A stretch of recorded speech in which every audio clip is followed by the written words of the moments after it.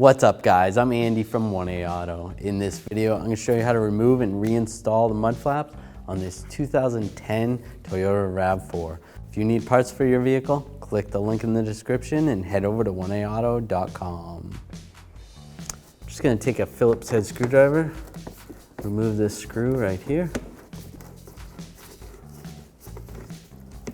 Just like that, set it aside. Now for taking these screws out, I'm going to use a stubby screwdriver. If you don't have a stubby screwdriver, you can always take the wheel off if it makes it easier. Take these screws out. And take these other two out. All right, there you go. And just slide it off.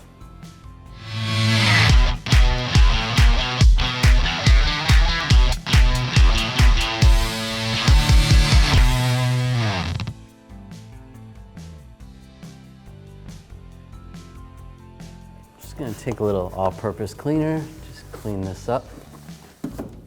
Get some of the dirt out of there. All right, we'll take the mud flap, just line it back up. Let me get the top one started first. Get the top screw in there, and then the next one.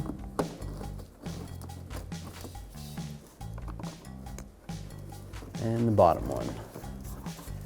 And I'll get this one started as well, the bottom back one. Just make sure that's on there properly. I'll just tighten the middle ones first. Just snug them up. With the same Phillips head screwdriver. And then the top one.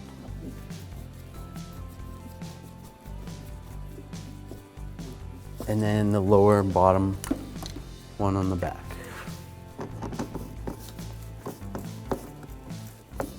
And just snug that up.